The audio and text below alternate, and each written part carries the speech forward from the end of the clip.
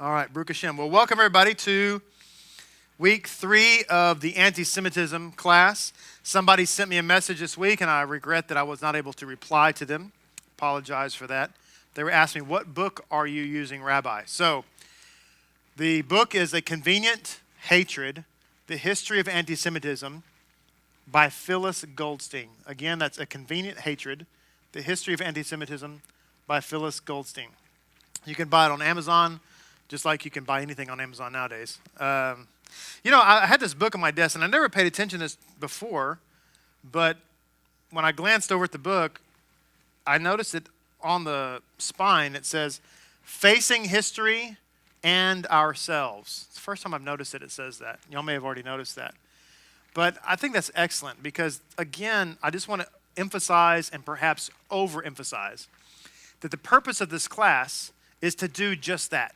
To take a look at history and then to face ourselves and say, is there any part of this history that has negatively infected, it's probably a good word to use, us with respect to anti-Semitism?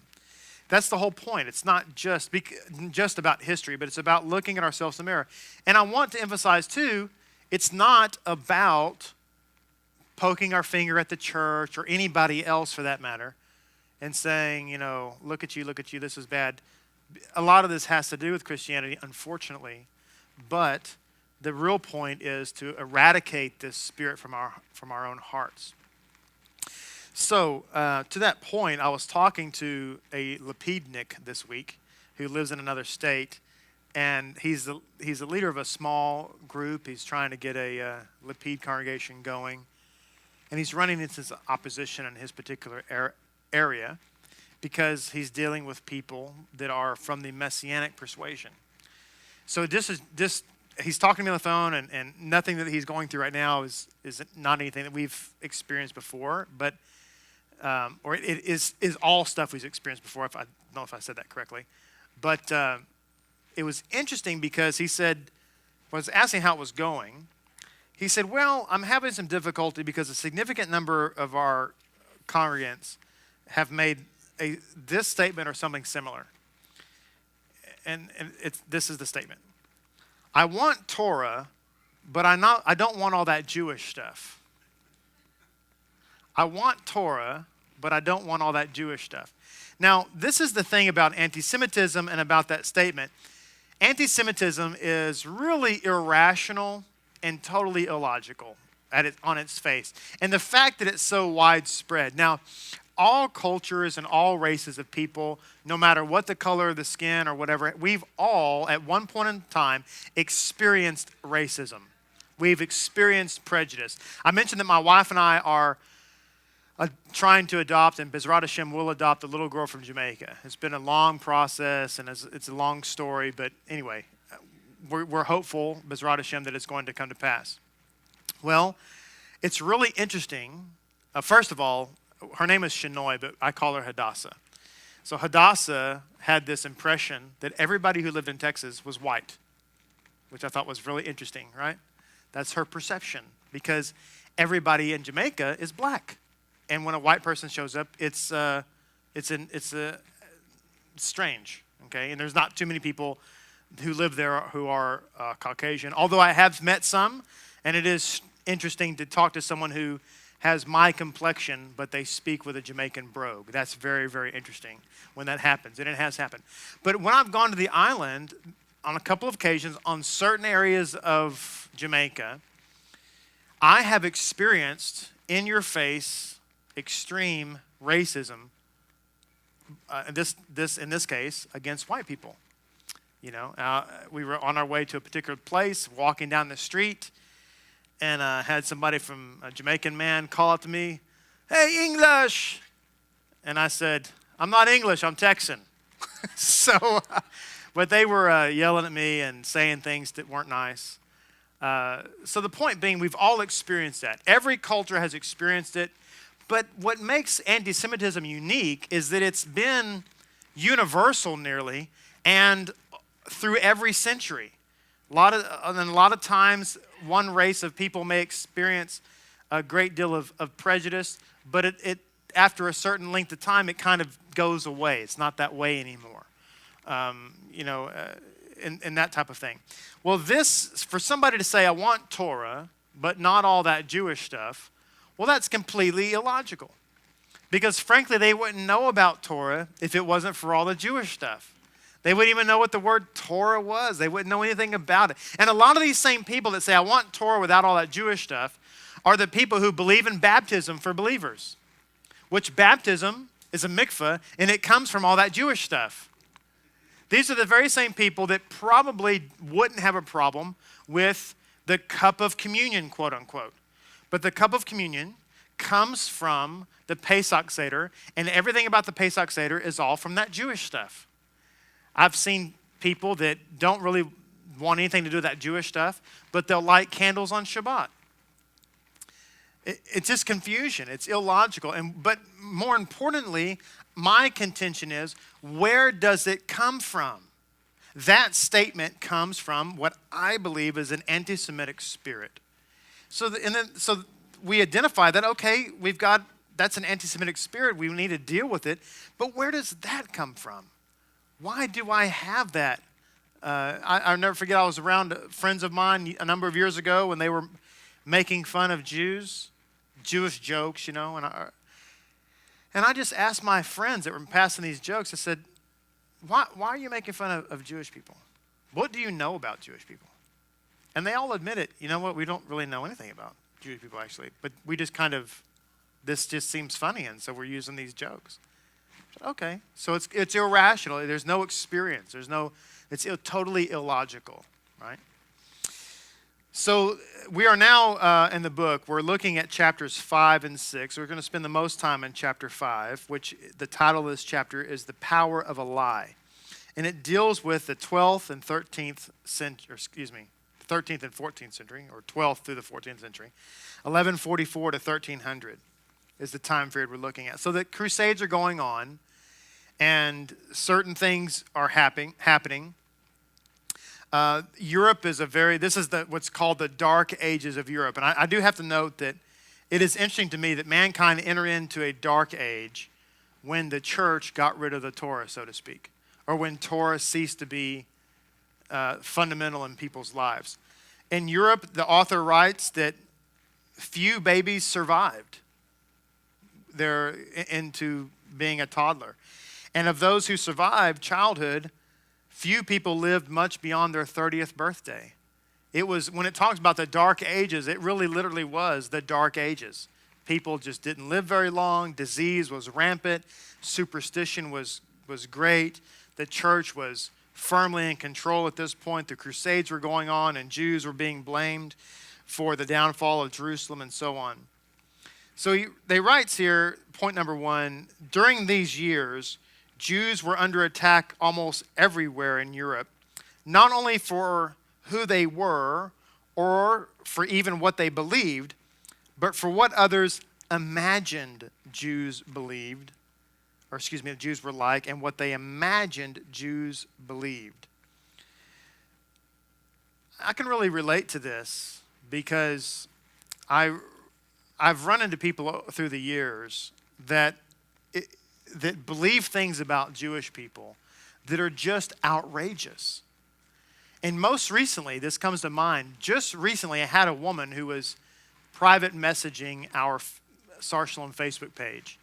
And she was not being contentious, she was simply asking questions. She claimed to be from South America and have known and be friends with many Orthodox rabbis. And so I said, okay. And so she was asking a lot of is it true questions. And there was all this stuff that was just wild and wacky and I've never heard of. And I just, at one point I advised her, listen, I've heard 3 or 4 of your is it true questions that you supposedly learned from an Orthodox rabbi in some South American country somewhere. And so at this point, here's my advice. Whatever you think you know about Judaism, it is all, at this point, suspect and probably wrong. So just forget it until you can attend Sar-Shalom for a while and then learn what Judaism actually teaches and actually believes. But one of her questions was, I was told that Jewish women, Jewish married women, are required to shave all their hair. And so she said, are all the married women at Sar Shalom, are they all bald? And I said, well, no. I've never heard such a thing. What are you talking about? I've never heard that. But this is some wild imagination. Who knows where it comes from, but some wild imagination. And so through the years, I've met people who say, I've heard that Jewish people believe this or that, and it's amazing. Even my daughter in Jamaica there, when she had a world religions class, and she was talking to me. She says, Dad, we had a subject of Judaism in our class. And I thought, oh, okay, So, and I forget what it was, frankly, but she asked me 2 or 3 different things about what she was taught in class that Jews believe. And I said, no. I've never even heard of that. Not even sure what you're talking about, but that's not right. Okay. So I had to go back and correct. And I thought, my goodness, how many thousands of people go through these classes, and this is what Jews believe. And this is why I tell people lovingly, and I mean this with all my heart, when your pastor stands up in the pulpit and says, this is what Jews believe, there's a 99% chance that he's wrong. And the reason he's wrong is because he learned it from his pastor, who learned it from his pastor, who learned it in seminary, who probably knows nothing about Judaism. And that's the danger. I mean, this is going on in Europe. And so this is why it's important to learn what Jews actually believe. I remember a female pastor, she was an older woman, and I was doing a little teaching at a study group that she was kind of the leader of. And I'd been invited by a friend to do some lecturing there. And so I did. And after the class, she came up to me and she was so excited that I was there because she wanted to share with me what she's been teaching her congregation for years and wanted me to verify it, that it was true. And I said, okay, what is that? She said, well, I teach that every year the Jews had to put the blood of the lamb on the doorpost of their houses, right? Well, first of all, that's wrong because it's only happened once, and that was at the Exodus. After that was a memorial offering, but nobody put the blood on the doorpost. And I just let her finish. I said, okay. She said, so what they would do is they would take the lamb home, they would sacrifice it, put the blood on the doorpost, and then take that slain lamb to the temple to offer it. And I said, no, that's not right. In fact, that would be a defiled offering because you could only offer a sacrifice at the temple. So in fact, they didn't put the blood on the doorpost, but only the one time when they left Egypt. And we would take our lambs to the temple, sacrificed by the priest. The priest would put the blood on the altar. We would take the lamb home and we would eat it roasted over fire, but we wouldn't do anything about blood or anything like that. And I never forget the look on her face. She was so disappointed. It was almost as if she looked at me and said, I like my story better. That was the look on her face. To this day, I'm not convinced that she didn't change that in her sermons. But I rather think that she went back and said, no, I think that what I was teaching made more sense. But it's not. And so the problem is that when you don't understand what Jews teach and believe, then it leads to a lot of mythology. The same could be said for Jews, for that matter, and what Christians believe. The same negative effect happens as well. Well, this would happen in this time period because what happened is a dangerous lie began, and that was the accusation that Jews killed Christian children as part of their Passover routine. That for the celebration of Pesach, the Jewish people would identify a Christian child and would take that Christian child, kidnap him, and basically go through a crucifixion ritual in order to commemorate the Passover. And this became a liable story all throughout Europe and actually still exists today, especially in Muslim countries. So it began in Norwich, England, 1144, and what happened was there was a boy that was born there, who was named William, who was found in the forest, and his murder was inexplicable. Nobody knew what happened to him, but it became told that the Jews killed him as a crucifixion ritual for the Pesach ceremony, to the extent that a monk wrote about it, and the boy William eventually became a saint in the Catholic Church because he became a martyr at the hands of the Jews. So this monk, whose name was Thomas, even had a testimony in the book that he wrote about this, from a man named Theobald, who was nowhere near Norwich in 1144, but yet Theobald gave him a important testimony, and that was that Jews actually did this practice all over Europe. Now, I brought this point out because I wanted to make note of something that many people find surprising. In the book it says, Theobald, a monk who was nowhere near Norwich in 1144. Theobald, who gave Thomas this report, Theobald told Thomas that he had been born a Jew and had converted to Christianity because of William's martyrdom. Now, I just want to pause there and make a profound statement. And that is that some of the worst anti-Semites in history have been Jews by blood, Jews by birth. It's a phenomenon. I have had conversations with people who, maybe it's a Messianic rabbi, or maybe it's another Jewish person who's making a particular wrong theological statement or something. But whatever they're saying, I am hearing that as acutely anti-Semitic. And I've said to people, well, that's an anti-Semitic statement. He believes that. This is most common with somebody named Nehemiah Gordon. That's an anti-Semitic statement. That's an anti-Semitic theology. And I've had non-Jews tell me, he's a Jew. How can he be anti-Semite? And I'm like, well, have you ever heard of Adolf Hitler? Have you ever heard of Karl Marx? I forget the monk's name. It escapes me at the moment. I meant to look this up because I couldn't remember.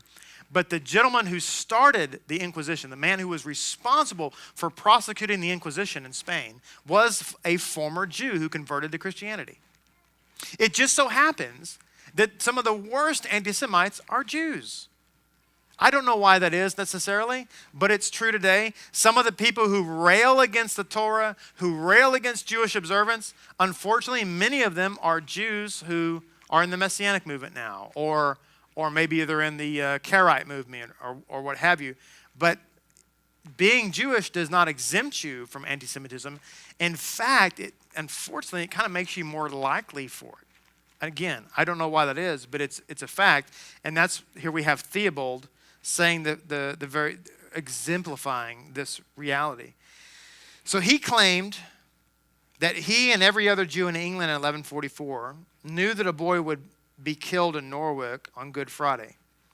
And according to Theobald, the author writes, prominent Jews gathered in Spain just before Pesach each year to determine where a Christian child would be sacrificed. Jews who lived in a selected country drew lots to decide exactly where the crime would take place. In 1144, England was the country selected and Norwich was the town. Now, what made this so incredible is that this conspiracy theory had to operate on the reality that Jews could have this worldwide conspiracy and the secret never get out. This is the problem with conspiracy theory thinking, is that we know, like let's say our American government right now, we can't even keep secrets off of a private server, right? And yet we've got people who, the government has this conspiracy. Well, we can't even keep secrets off of a private server, and yet we've kept these long secrets for thousands of years, Well, the same thing with the Jewish people. This is, when it comes to blood libel like this, I also think about in the Hebrew roots movement and the sacred name movement, everything in Judaism is pagan. Lighting candles is pagan. Hanukkah's pagan. Everything's pagan, right? The Jews get everything from paganism. Never does paganism get anything from Judaism. It's always Judaism gets everything from paganism, right? The enemy always wants to be perceived as he's first, and we got everything from him. Well, I look at that in a slightly different perspective. I look at it like another form of blood libel. Why?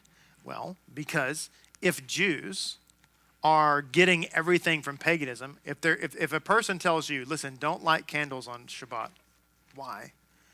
Well, because the Jews got that from paganism.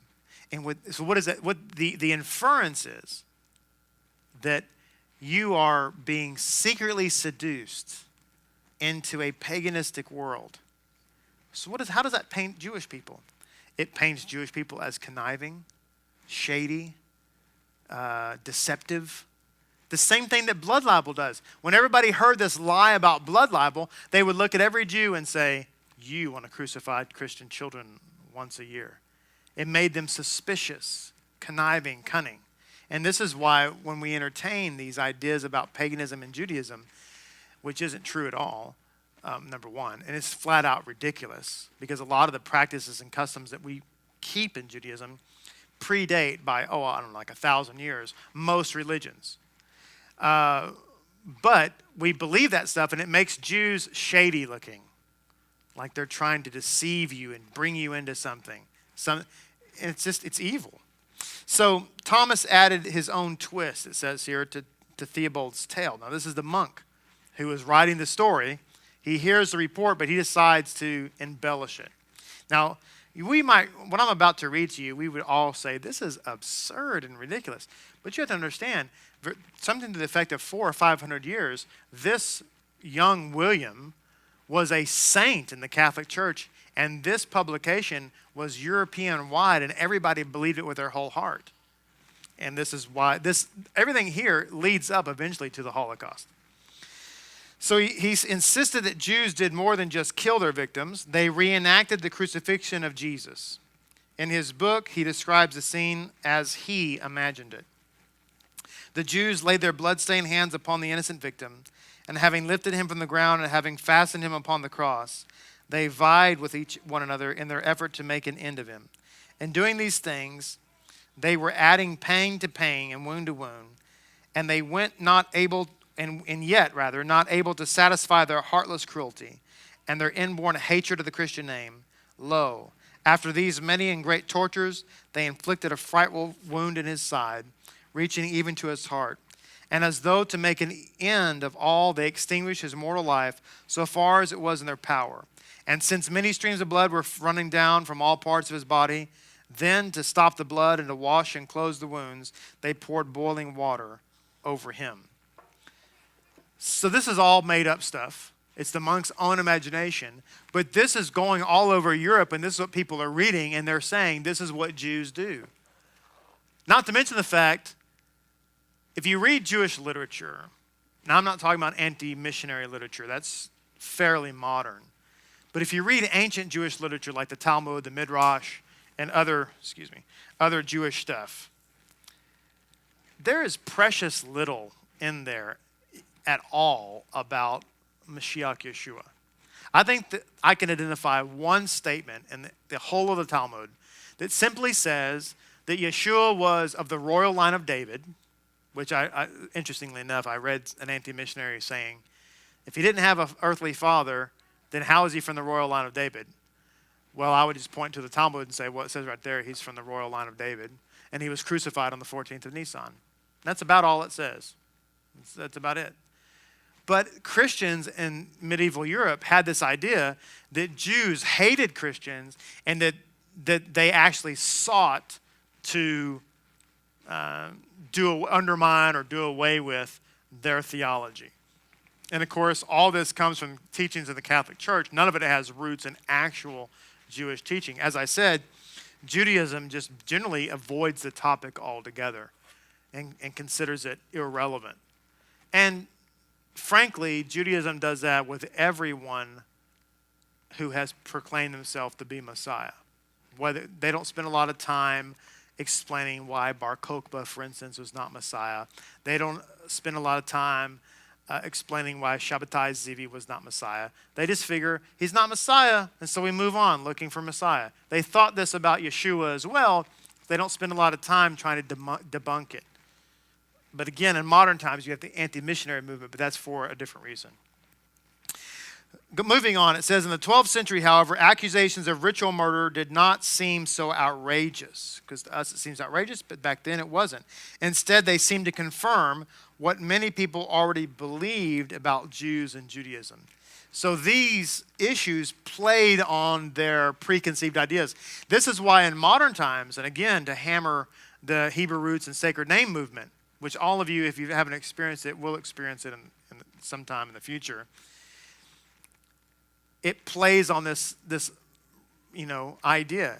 Jews get all their things all their rituals from paganism. that plays on the concept of Jews are conniving, Jews are shady, Jews are they're Christ killers. You know, you can't trust what they have to say. It plays on that fear. And that's all what's going on here in the 12th century. They also write about the popular image in many churches, because most people, and this is another interesting point, I think I mentioned this a week or two ago, Jews in medieval Europe, they were literate. They could read, they could write. In the book Constantine's Sword, the author Carroll there brings down that the historical reality that Jewish people are responsible really for the Spanish language.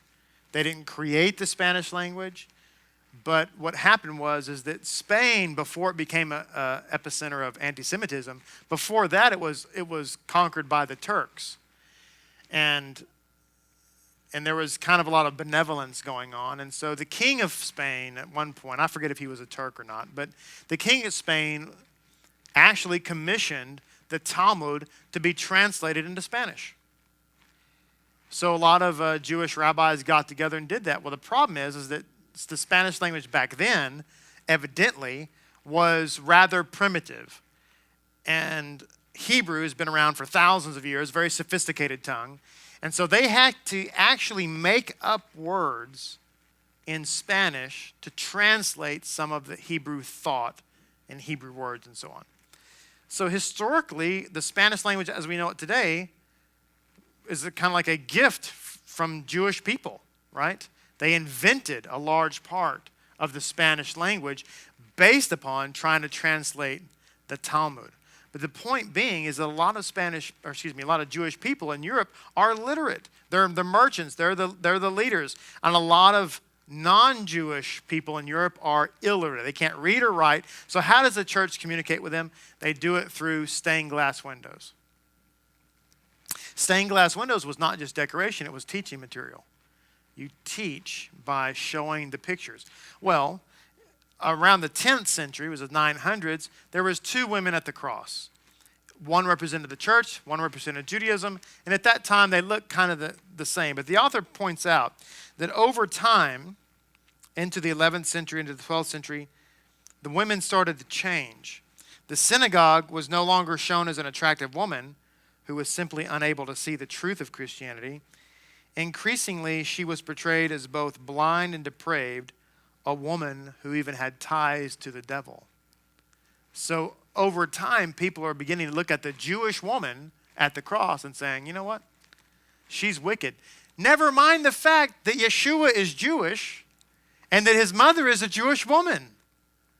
I mean, if you think about it, Yeshua was circumcised on the 8th day. Now, this is an aside, but it's kind of interesting because I think it was Amet, brought this out last week at Havdalah, that how many of you are familiar with the theology of Messiah ben Yosef and Messiah ben David?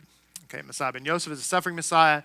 Messiah ben David is the Messiah who is essentially resurrected and comes back and rules and reigns forever. Silly me, I never thought about it, but at the bris milah of the baby boy, that's when he's given his Hebrew name. And there's a blessing that's said, but when you present the baby boy, you say, this is so-and-so, son of so-and-so. So Yeshua at his bris milah would have been presented as Yeshua ben Yosef.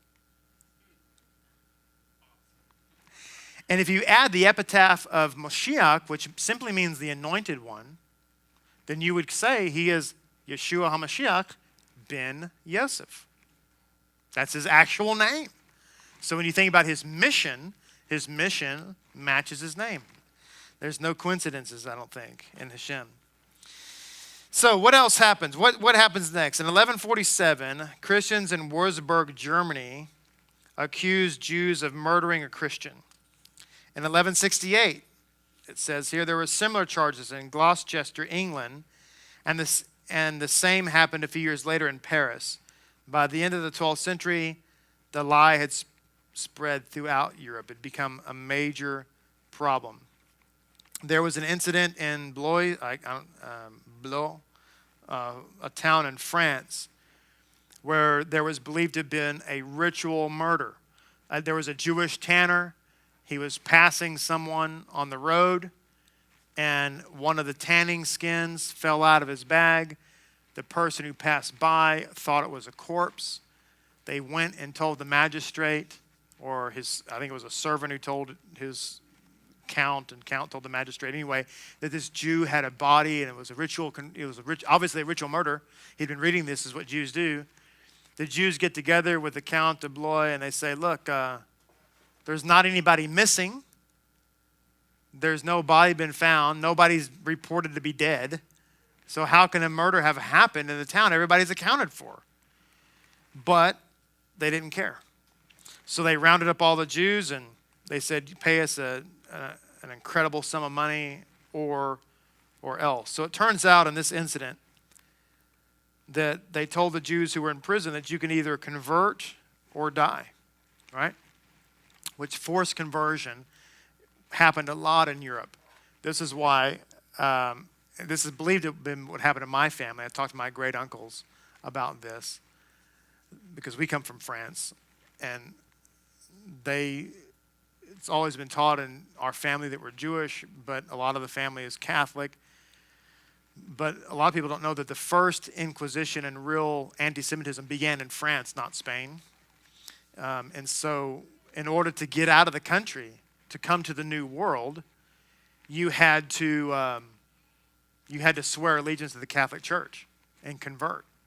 And that's how you got on. That was your ticket on the boat to get away from the place where they were literally burning your children in the town squares.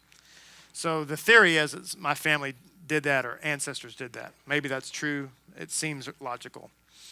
On May 26th, the Jews who were held in prison, May 26th of 1171, the Jews held in prison were given a choice, conversion or die. Eight or nine of them chose to be baptized and convert, but the rest were herded into a hut and burned alive.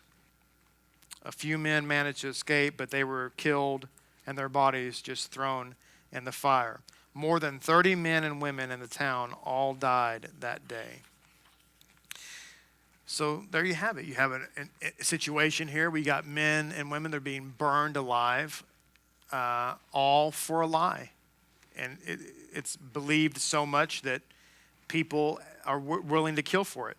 In 1255, it says here, a 5-year-old boy was found dead in a well in Lincoln. Historians believe that he just fell in the well and died by accident. But back then, it was considered the Jews killed him. The Jews murdered this little boy. So this young boy's name was Hugh, and he actually did become a saint. And there was a cathedral in Lincoln that contained a shrine to little Saint Hugh, and it was a tourist attraction for 700 years. People went there and mourned the life of this little boy who was killed at the hands of the Jews. And it wasn't until after the Holocaust that they took the plaque down about St. Hugh, and they basically replaced it with essentially an apology saying that this was not true and asking forgiveness for the way that we treated Jews and so on. But this is where all this comes from. It's deep-seated hatred that began, as we talked about last week, with the church fathers. I mentioned, by the way, earlier about how it's illogical. We want all this Torah stuff, but we don't want the Jewish stuff, right? But if you actually examine the New Covenant, which most people would be, the New Testament writings, and most people would be in favor of looking at, it says in there that if you are a believer in Messiah Yeshua, then you are a son of Abraham. And I pointed out this morning in the Drosh that a son of Abraham is the Jewish legal definition of a Jew. That's a son of Abraham. That's what a Jew is. That's indisputable. This indisputable. If you are a son of Abraham, you are a Jew. Period. Hebrew, Israelite, whatever you want to call it, it's all the same thing. So it doesn't make any sense for somebody in Messiah to say, I don't want all that Jewish stuff. Because if you really go back and look at the Scriptures, which is the Tanakh, and try to ascertain what is the new covenant, because there's only one place that talks about it in the Scriptures, and that's Jeremiah. And it says the new covenant is open to Israel. It never says the new covenant is for anybody other than Israel. Which is why in Acts 15 there's this whole discussion. Wait a minute, can the nations really come into this covenant through Messiah? I mean, they're looking at the scripture too. They're looking at it and saying it's only for Israel. Even Messiah himself said only go to the lost sheep of Israel. He never said go anywhere else. And so they came to the conclusion that Messiah had opened up conversion into the covenant to the nations. In other words, they too were considered part of Israel through Mashiach. They're sons of Abraham too. Okay, we get it now. They're adopted in. It makes total sense. Judaism has always had that belief. They've always and still have the belief that when Messiah comes, he's going to gather all the nations into the covenant. That's what they believe. That's what Judaism teaches and understands. So it's totally illogical. Now, I mentioned, this is kind of an aside, but it's worth saying, I think. It's fun to me anyway. But I've had seminary students, and this has happened a couple different times. And it seems to be seminary students for some reason. Maybe they're just zealous. But they don't believe the theology that we teach here at Scriptural. They don't believe the Torah is for today or relevant. Or, Messiah came to do away with the Torah and all this other kind of stuff. Right? Which, this is an aside to the aside. I was reading in the end of last week's Midrash Rabbah, and it talks, this comes from Midrash Rabbah, Shir HaShirim, Song of Songs. And they're just talking about different things, but they get on this topic of what it means to fulfill the Torah. And it means, as we all may know, it means to bring it to its right assessment, to its right conclusion, to its correct interpretation. And it says it clearly in there. This is what it means. And it uses a particular word. And I went and looked up that word in Matthew chapter 5. And the word that Messiah uses for fulfill is used to replace this very same Hebrew word in the Septuagint. So it's the same word. And it just simply means to make a right judgment, to erase all question, and to fill the study halls with the spirit of Torah. In other words, make people want to learn more because you're bringing out its fullness. So this is what it means. But anyway, so people will say to me, I don't believe that. So I would put out what I refer to as the Torah Pepsi Challenge. And here it is, and you can use it. Feel free to use it. No one's ever taken me up on it, ever. Okay. So I said to these people, because inevitably they gave me 5 scripture references, and it's all from one of the Paul's letters, right? Ephesians, Corinthians, Timothy, It's all the same, all one guy in his writings, right? Okay. And then you present to them Tanakh and scriptures, and they're like, yeah, but Ephesians says, okay, Galatians, whatever. So I said, you know what? Here's the deal. Here's the challenge. Suppose that it's the 1st century. Specifically, let's pick a date. Let's say it's 37 AD. So it's just a couple of years, just a few years after the resurrection, and you and I are in Jerusalem. You are a believer in Messiah Yeshua. I'm a Jew who's not. I'm well acquainted with the Torah and the Tanakh, but I'm not convinced that Yeshua is the Messiah, but you are. So I am going to give you as your resource all the writings of the Tanakh, and all the Jewish writings for that matter, if you want to use them. But usually people don't know what those are, who I'm talking to, so I just kind of leave that out. But you can have everything in the Tanakh, or the AKA Old Testament, as you call it. And you can have all 4 Gospels, because even though they weren't written down yet, they were oral tradition. You can have them all. You can have all the Tanakh, all the 4 Gospels, but you can't have anything else because nothing else exists. Paul is not even a believer yet. It's 37 AD, okay? That's all you've got. You've got the Tanakh, you've got the 4 Gospels. That's all you have. Convince me of your argument using only those resources. Because I can convince you. You convince me. And do you know I've had people get upset. You can't take Scripture away. You can't. And I said, look, that doesn't exist. There is no letter from Paul at this time. And I have never had anybody take me up in the offer because they say they can't do it if I'm going to limit their Scripture. And I said, well, isn't that sad that I'm taking us back to a point in history where those letters don't exist, and yet you depend upon them for your theology. So my question to you is, how did Kepha and the rest of the guys convince anybody about Messiah? Did they wait 30 years for somebody to write a letter? How did that happen? Yes, ma'am.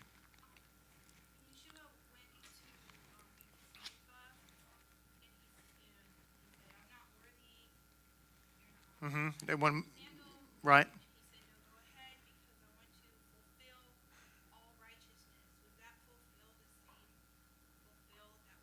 Yes. Yes. The question is, for those who are watching particularly, when Yeshua went to the Jordan and Yochanan, his cousin, said to him, I'm not worthy to baptize you. You should be baptizing me. And Yeshua said to him, okay, yes, but we must do this to fulfill all righteousness, all salacha, he says. The question is that the same concept as fulfilled? And the answer is yes. Now, this is the whole sermon. It's going to take us a little bit off the context of the class, but it's worth mentioning. I'm just going to be real fast about it because I've given this drosh many times. But in order for Yeshua, the living Torah, Hashem doesn't break his Torah. In order for him to offer a sacrifice, he has to connect the dots. He has to be able to make that sacrifice legal. And only the high priest can offer the atonement sacrifice and actually go into the presence of Hashem and put that blood on the mercy seat. Well, at that time in history, all the priesthood is corrupt. We're not even 100% sure if Caiaphas was even of the lineage of Aaron. But we know for sure through historical record that all the high priests for the last many years in Jerusalem had all been appointed by the Roman government.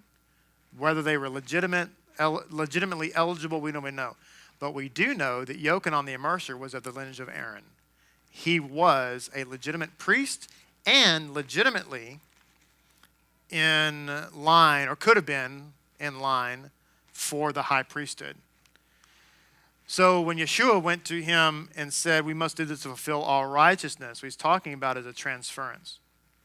And so there's precedence for this in Jewish literature when it talks about when Abraham went to see Melchizedek, right? Messiah is a priest after the order of Melchizedek, it says in the Psalms. When Abraham went to see Melchizedek, the rabbis write about this and they say when Melchizedek anointed or blessed Abraham, he did more than just speak a blessing over him. It says in Jewish literature that Melchizedek's children were not worthy to receive the priesthood, so he conferred upon Abraham the priesthood. So Abraham became a priest king after the order of Melchizedek. What happens next in the story? Abraham takes his son Isaac to be offered as the Akedah.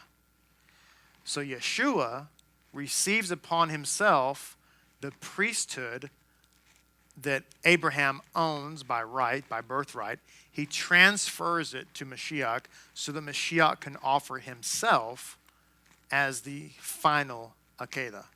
Now, how did the priesthood change? What was the ceremony for that? Mikvah. When the outgoing priest was anointing the incoming priest, he would immerse him in a mikvah, and he would say, I must decrease so that he should increase. And so we have Yochanan reportedly saying the same thing about Mashiach. This is why Mashiach, see, understand something. Mashiach, this was not the first time that Mashiach was mikvahed, and it wasn't the last time. So it had to be something special. Mashiach's been going to the mikvah since he was at least 12 or 13 years old. Because at that age, when you went into the tabernacle, remember when he was found, his parents found him teaching in the temple? He would have gone to the mikvah to get into the temple. You had to go to the mikvah every time you went to the temple, no matter who you were, no matter how. If it was the same day, if you were in the temple court and then you left and went back, you had to go to the mikvah again every single time. So he's been through many mikvot. This one was a special mikvot, and it had to do with his cousin. And it was the Jordan, which is a symbol, always been a symbol of transition in Judaism. They transitioned from the wilderness to the Holy Land. Elijah transitioned from Elijah to giving his cloak to Elisha, always at the Jordan. So that's why it happened that way. So we find in here, continuing on in our class, the blood libel it became blood libel. Okay, we talked about this is a little different than what we've just been talking about, in that this libel says that the Jews were accused of killing Christian children so that they could use their blood for making matzah for Pesach, which is completely antithetical to everything Judaism. Judaism, you can't eat blood in any form. In fact, a custom in Judaism to this day, a halakhic protocol, is that when let's say you're cracking a bunch of eggs for a cake, you crack them first in one egg in a small dish, transfer it to the big dish. Crack it in a small dish, transfer it to the big dish with the rest of the eggs. Why don't you crack an egg and just put it right into the big dish? If it has a speck of blood in it, it invalidates the rest of the dishes, right? So we don't eat anything that has blood in it whatsoever, at all. Most meat, by the way, that you buy, well, not most, all meat in Dallas anyway, I can't think of any examples of exceptions, that you buy from the kosher market has already been koshered. The blood's already been drawn out of it. You don't have to re-kosher it. But if you buy it at some other market, you might inquire about that. But that's just an aside. So the theory is here that Jews are, killing little babies and using their blood for their ritual. This actually, it wasn't like, I think it was last year or something like that. I heard this again going on in Eastern Europe and some of the Muslim countries. This is still very much a popular myth amongst Jews, or amongst non-Jews about Jews. Why were some other reasons? Aside from this, what were some other reasons why Jews were considered a threat? Well, it writes here, and this is, I think, is significant. Jews were increasingly seen as a powerful threat to Christianity, mainly because, until the 10th century anyway, Judaism was a faith that encouraged outsiders to convert.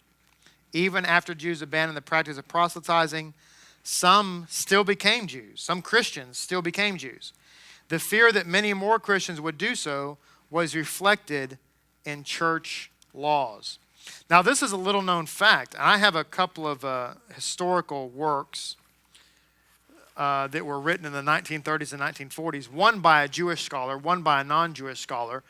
But they were talking about the relevance and the reality that Judaism was very much a proselytizing religion up until the Middle Ages. Today, it's not like that. Today, if you go to a Jewish synagogue and you're not Jewish by blood, they're not. It depends on where you go. Some, it's like anything else. Some people are more welcoming than others, but they're not super excited for you to be there. And if you say, well, I really want to convert to Judaism, they're like, why? I had a Messianic rabbi in our area one time said in a group we were having a lunch, and I couldn't believe he said this, but I thought, okay. He said, we were talking about non-Jews who want to live Jewishly, and it was kind of a slap towards me, but whatever. I'm a big boy, I can take it. And this guy said, he's from Jewish birth. He said, why would anybody want to be a Jew? And I thought, you're Jewish. This is it's like self-defeating. But I can understand. If you're not excited about your Judaism, why would you, want to be anybody? But listen, Judaism, prior to the Middle Ages, was very much a proselytizing sect. They very much sought after converts to Judaism. This is why Yeshua said, you travel across the world to make one convert, and you make him twice the son of hell because of your hypocrisy or whatever. But his point was, we got to read the story and understand, oh gosh, this means that they were going out of their way. There's even in Jewish literature, these works bring this out that I have, these books. In Jewish literature, it talks about rabbis who would visit communities in the diaspora. And they've been there for 3 and 4 years, and they haven't had any families convert. None of the Gentiles around them have converted. And the rabbis would chastise them and say, you've been here for 3 and 4 years and you have no converts? What is wrong with you? And would get on their case. And Jews today have forgotten that, but Judaism was very evangelical. Well, this was a concern to the church. The reason that Judaism is not evangelical today is because of the church. Because it was outlawed.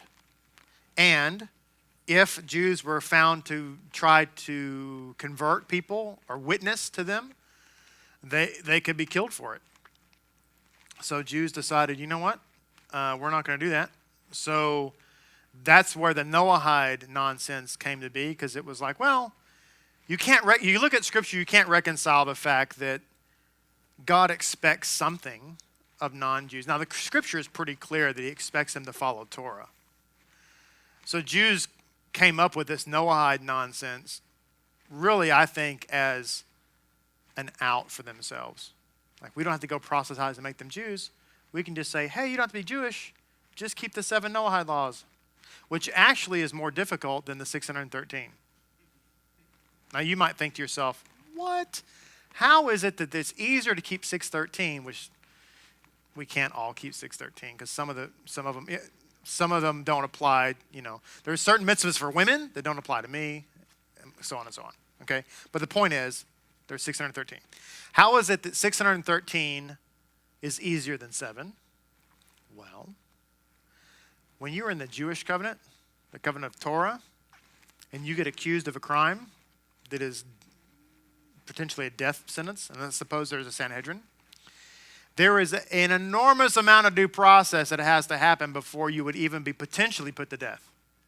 And one of the first things is you have to have 2 witnesses, both of whom have personally advised you that what you're doing is wrong. And if they did, the moment you were doing it, then you're exempt from punishment, because now you know, and presumably you won't do this again. Okay, so there you go. And if no one has told you that, if no one has personally said to you what you're doing is wrong and you got to stop it, then you're exempt. And if the 2 witnesses are lying, then they're told, if you're found to be lying in this case, and in fact you're a false witness, whatever you thought was going to happen to them is now going to happen to you. So a lot of people weren't willing to be witnesses because, I'm going to testify against so-and-so, they were gathering on Shabbat and they need to be stoned to death. Great. But in the court case, if you're found to be lying, you're going to be pushed off a cliff and stoned to death. I'm out on that. I didn't see anything. Okay. But the 7 Noahide laws, do you know that you can be put to death under that category? You can be put to death without even a single witness. See, a lot of people don't tell you that kind of stuff about the Noahide movement. It's a false movement anyway, and you shouldn't give it any credence. But it's far more challenging. It's just like the thing I tell people all the time. The Sadducees and now the modern day Karaites, which is kind of the descendants of the Sadducees, you might say. They are sola scriptura. Whatever the Scripture says, that's what we want. We don't accept any oral Torah whatsoever. Well, that's problematic if you believe in Yeshua, because the oral Torah brings down that a Moabitess can be a part of the congregation, but not a Moabite. And if you reject all of the oral Torah as being completely bogus, then it really messes up King David and Yeshua, because his mother was a Moabitess, his grandmother. So that's a problem. That's the simplest thing. People come to me and say, you teach some of this oral Torah stuff if it's true, and I think all of it is false. I said, okay, so what about Ruth? Well, what about Ruth? Torah says a Moabite can't be in the congregation. Yeah? So King David's a false king, Has v'Shalom, and Yeshua's a false Messiah, Has v'Shalom. How do you resolve that? Oh, well, you got to go to the oral Torah to resolve that. I mean, that's the easiest thing to say. But anyway, people deny that, and they don't even know what they're denying. So anyway, let's move on. So what happened in Europe? they told Jews, we want you to do three specific things. This is a precursor to the yellow star. Okay. First of all, we make Jews wear distinctive clothing. It says in some provinces, a difference in dress distinguishes the Jews from the Christians. The yellow star, it doesn't say here when that came to be, but the Germans brought that back. That was originally a medieval thing. The Germans brought it back. Some Jewish men were required to wear the dunce hats around, and so on. Now, I will say, in Jewish halakha, there is actually a halakha that Jews should be distinguished from pagans, but for the purposes of holiness. So in other words, they write, if it's customary for pagans in your area to wear red, then you should wear blue. And the point is to be distinguished from paganism. So, but in this case, it's all about making Jews look ridiculous. There was also an edict that said that Jews are not allowed to go outside their homes during Christian festival days, like Easter and so on. This is probably safe anyway. There's plenty of stories about Jews, even in modern times, that on Easter Sunday, the children would leave the Catholic Church and they would go and beat up Jewish boys. So there's that. And they were forbidden from bad-mouthing Jesus or making insults, which Jews don't typically do, but apparently that was something that they would say. Now, getting towards the end here, I'm going to wrap it up. We didn't really get to chapter 6. Chapter 6 deals, I'll let you read that on your own. It deals with two things. Chapter 6 does. The Black Plague, which apparently was from lice and the little critter, what is it? Rats. The bubonic plague or the Black Plague. It's pretty nasty disease. Fleas, that's right. Fleas, lice, they were on the rats. They were infected. And so Europe blamed Jews. They thought that Jews were poisoning the water. So the Black Plague was blamed on us. Okay? And it goes into discussion of the expulsion from Spain in 1492, which Columbus was believed to be a Jew who was actually was going to seek a refuge for his people. So it was like an undercover mission, but he ended up discovering a new world. The Kingdom of Spain gave Columbus, and allegedly he was put in prison later because they found out his heritage. That's what I was told. I haven't verified that 100%. But anyway, the Kingdom of Spain gave him Jamaica.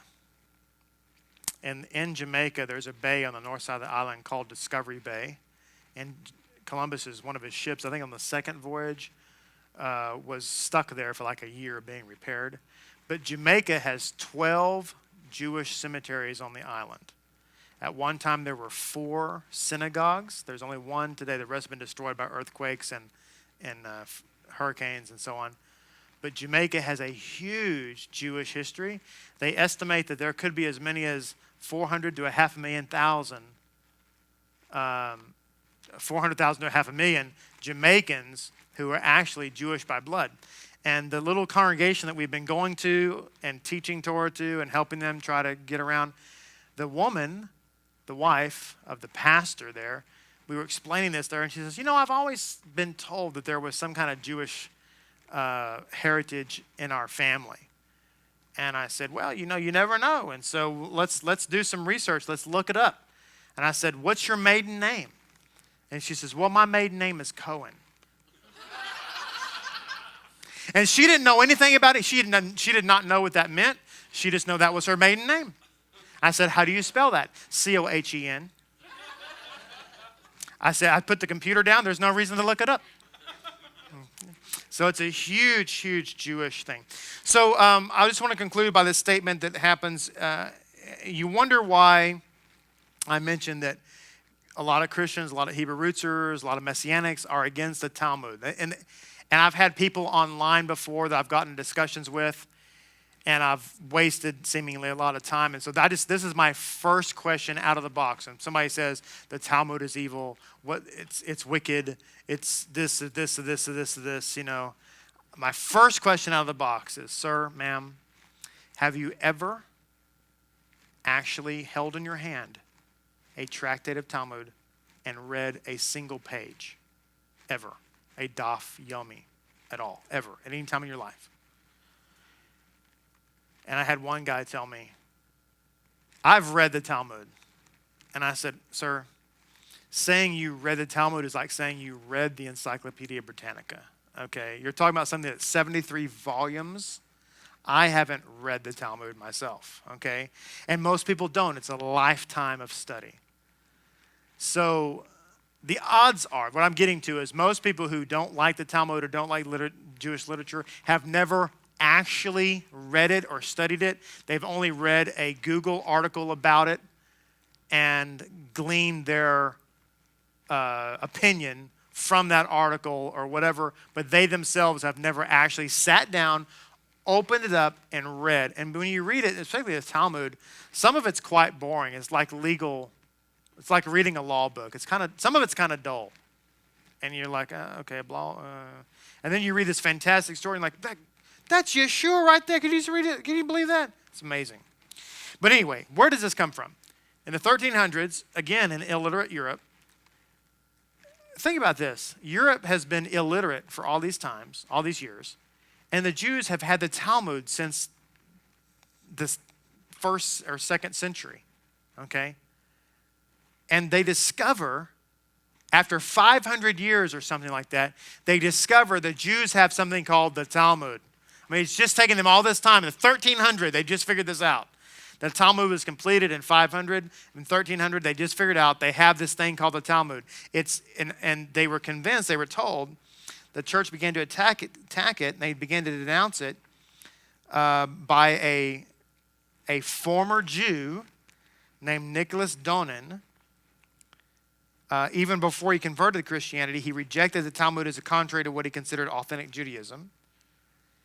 And then he became a Christian. And the rabbis in La Rochelle, France, now the reason that's important to me is that's where my family's from, La Rochelle, France, originally. The rabbis in La Rochelle, France, which is a French port city on the southern side, they were excommunicated for their beliefs in 1225. And this guy then converted to Christianity and became a Franciscan friar. The Franciscan friars were very hardcore anti-Semites. In France, they collected all the Talmuds and they burned them in the city square. They were told, the church was told, and the kingships were told, that they were full of accusations against Yeshua, calling his mother a harlot and him a bastard child and all this other kind of stuff. None of that's in there, but they believed it. A lot of the book burning, not all, but a lot of the book burning that Hitler did on that famous night, a lot of it was Talmuds, Midrashim, various Jewish literatures, Sigmund Freud.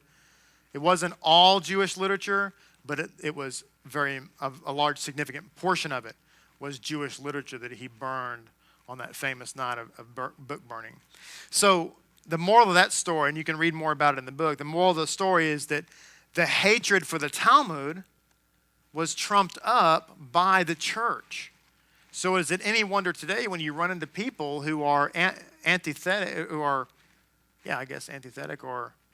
hostile to the Talmud or Jewish literature, and they come from a Christian background, we can find now the thread of where that comes from. Where does that come from? Well, deep rooted in there is this hatred of Talmudic and Jewish literature, again, when people have no idea what it means. Yes, ma'am.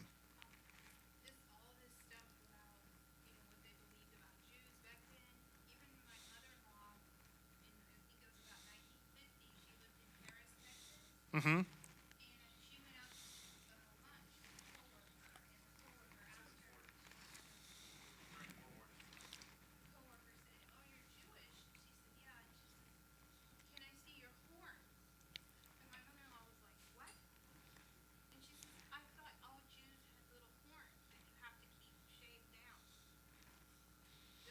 Wow. So what she's saying is 1940s, her mother-in-law, who's a Jewish woman, went to a restaurant in Paris, Texas, and the waitress there wanted to see her horns on her head. Her coworker, wanted to see the horns on her head. Yeah, this comes from a mistranslation from Hebrew to English, and a lot of, again, church stained glass windows depicted Moses with little horns on his head. And that's where that comes from. So there's this idea that Jews have, and the crazy thing about this is what people actually think. People actually believe this.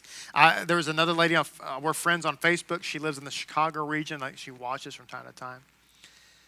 And she said she was out at a restaurant or somewhere. I don't know where she was. I don't know if she said a restaurant. Maybe she said someplace else. I don't recall. But I guess some gentleman saw her Star of David necklace.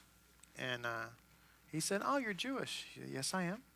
He said, "I like Jewish people even though you killed Christ." She's like, "Thank you." I don't know. But this stuff exists.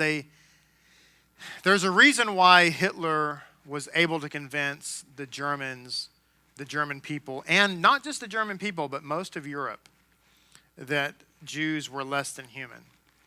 If you actually study, and we will in this class, we'll study the Holocaust, we'll find that it wasn't just Germany, but the people in Poland, the people in France, the people in Holland were equally as anti-Semitic as the Germans. What made the Germans so surprising is that they were the most sophisticated of all the Europeans. I think sometimes we think of people that believe that kind of stuff as Neanderthals. But in fact, the Germans, this Einstein came from Germany. The Germans were the cream of the crop. The Germans, their technology, a Tiger tank in World War II could take out 4 or 5 Sherman tanks in a battle without even trying hard.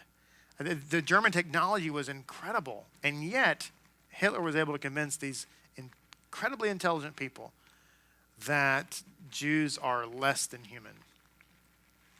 Now, we face that still in our society today.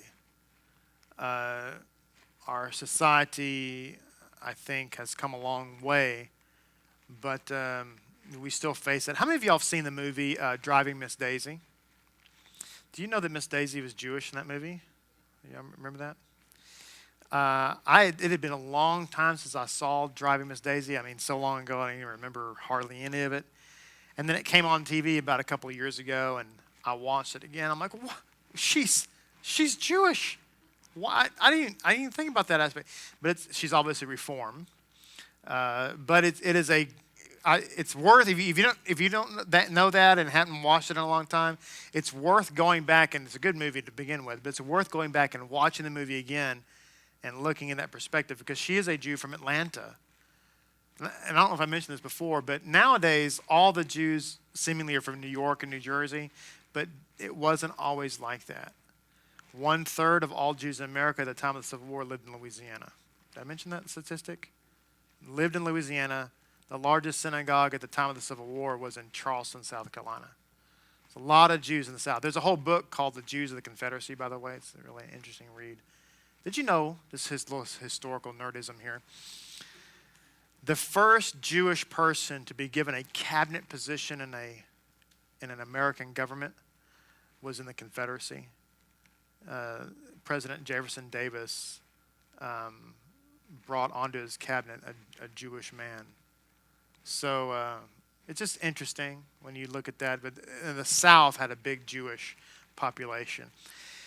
After the Civil War, everything switched to the North. But anyway, it is interesting when you look at that. So there's lots of Jews around Padre Island and around Galveston, around the southern coast of Texas, because Galveston was such a big port city.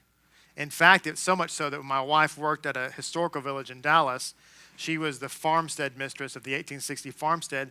There was another home around the corner that was depicting the 1900s, and the woman that did that, she was supposed to be an immigrant who came through Galveston, and so her home was a Jewish home because she was one of the Jews from Galveston. So it's just really fascinating history. We don't think about we have so much history. My wife is Jewish from Austria. Her family came to Texas in 1848. Her grandfather was called Jimmy the Jew. He lived on the border of Texas down there in this nowhere's land named Dehannes and this whole area down there. But it's fascinating to see pictures because they're in this area of Dehannes and Eagle Pass and Del Rio and Dryden, Texas, places people haven't heard of on the border down there. And you see her family and their blue-eyed, blonde-haired Jewish Germans in the midst of all these Mexicans. You know, it's really, and when I meet her sisters are she has two half-sisters.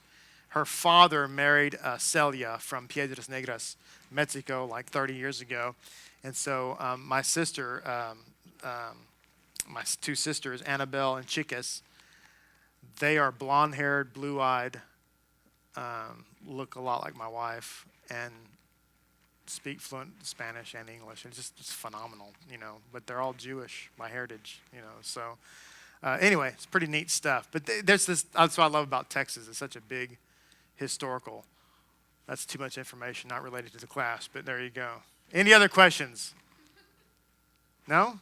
Well, thank you so much for joining us. I'm glad that you. Hope you learned a lot today, and we will continue next week. The history and effects of anti-Semitism.